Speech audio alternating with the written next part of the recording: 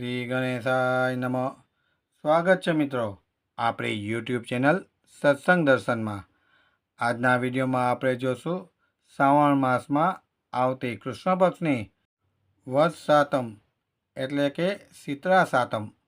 આ દિવસનું શું મહત્ત્વ છે આપણા જીવનમાં અને આ કથાનું રસપાન હવે આપણે આ વિડીયોમાં કરીશું. જય શીતળા માતા. શ્રાવણ મહિનાનો એક વિશેષ દિવસ એટલે કે શીતળા સાતમ, જે ભક્તિ, પરંપરા અને આરોગ્ય સાથે જોડાયેલો છે. આ દિવસે સૌભાગ્યવતી સ્ત્રીઓ માતાજીના વ્રત કરે છે, જે આપણને ધન ધાન્ય, સંતાનનું સુખ અને ઘરની સુખ સમૃદ્ધિ આપે છે.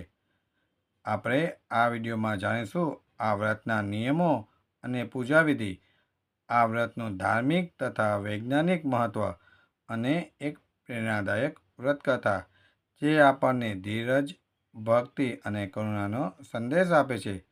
તો ચાલો શ્રદ્ધા અને ભક્તિભાવથી શીતળા સાતમના આ પવિત્ર વાતને શરૂઆત કરીએ.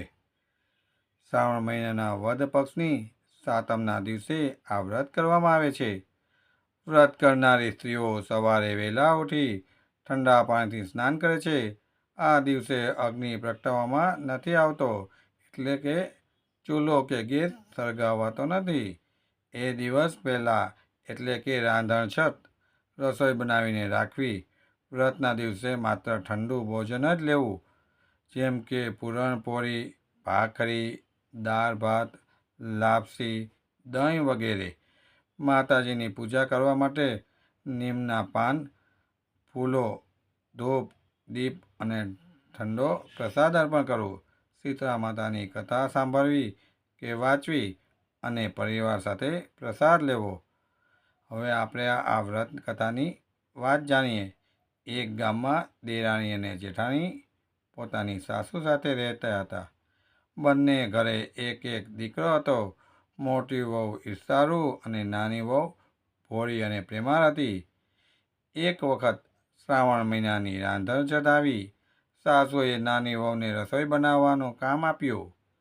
મધરાત સુધી નાની વહુ રાંધી રહી હતી, પરંતુ એટલામાં ઘોડિયામાં સૂતો દીકરો રડવા માંડ્યો. વહુ કામ અધૂરું રાખીને દીકરાને લઈ થાકી ગયેલી પડી ગઈ. ચૂલો સળગતો રહ્યો. મધરાતે શીતળા માતા ફરતા ફરતા તેના ઘરે આવી. ચૂલામાં અરોટ્યો અને ગરમાઈથી તેમનું શરીર દાઝી ગયું. ગુસ્સે થઈ માતાએ શ્રાપ આપ્યો, જેવું મારું શરીર બળ્યું તેવું તારું પેટ બળે. સવારે વહુએ જોયું તો દીકરો દાઝી ગયો હતો અને મૃત્યુ પામ્યો હતો. રડતી રડતી વહુ સાસુ પાસે ગઈ. સાસુએ સલાહ આપી કે શીતળા માતા પાસે જઈ અને પ્રાર્થના કર. બાળકને ટોપલામાં લઈ વહુ નીકળી પડી. રસ્તામાં તેને 2 તલાવડીઓ મળી, જેમનું પાણી કોઈ પીતું નહોતું, કેમ કે જે પીતું તે મરી જતું. એમણે વિનંતી કરી, બહેન, અમારા શાપનું નિવારણ પૂછી આવજે. આગળ 2 આખલા મળ્યા, જેમના ગળામાં ઘંટડીના પળ લટકતા હતા અને સદાય ઝઘડતા હતા. તેમણે પણ શાપના નિવારણ માટે વિનંતી કરી. થોડા આગળ ગઈ બોરડીના ઝાડ નીચે એક વૃદ્ધા એટલે કે ડોશીમાં પોતાના માથામાં ખંજવાળતા બેઠા હતા. વહુએ ઉતાવળ હોવા છતાંય દીકરાને ખોળામાં સુવડાવી એમના વાળ જોવા માંડ્યા. વૃદ્ધાએ આશીર્વાદ આપતા કહ્યું, જેવું મારું માથું થર્યું તેમ તારું પેટ ઠરે. તુરંત દીકરો જીવિત થઈ ઉઠ્યો. વહુ સમજી ગઈ કે આ કોઈ બીજું નહીં પરંતુ સ્વયં શીતળા માતા છે. વહુએ તલાવડીઓ અને આખલાઓના શાપ વિશે પૂછ્યું. માતાએ કહ્યું, પૂર્વજન્મમાં પાપોના કારણે આ હાલત છે. તમે તલાવડીઓનું પાણી પીશો અને આખલાઓના ઘંટડીના પળ છોડી દો તો એમના શાપ દૂર થશે. વહુએ એમ કર્યું. તલાવડીનું પાણી પીધું, આખલાઓના પળ છોડી દીધા. બધા મુક્ત થયા. ઘરે આવીને વહુએ બધી વાત સાસુને કહી.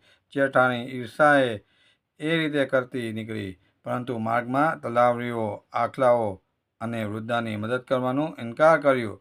આથી તેમને શીતળા માતાએ દર્શન પણ ન થયા અને દીકરો જીવિત પણ ન થયો.